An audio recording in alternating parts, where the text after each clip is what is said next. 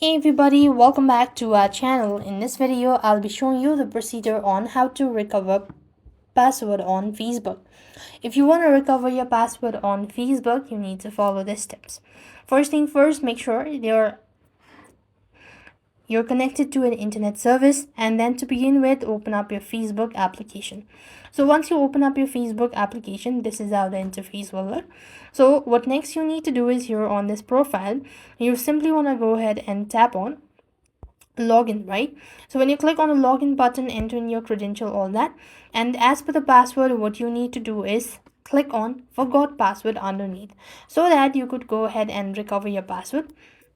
So now here comes the steps. Click on the password button or forgot password underneath, after which you want to go ahead and select the account, and then it's going to show you this is where you could go ahead and receive a verification code. Then you want to simply go ahead and enter in the verification code, after which you will be able to see the update password section, and this way you can recover your password on Facebook. So that's how it's done. I hope the video was helpful. Make sure to like, share and subscribe. Thank you for watching. See you in the next video.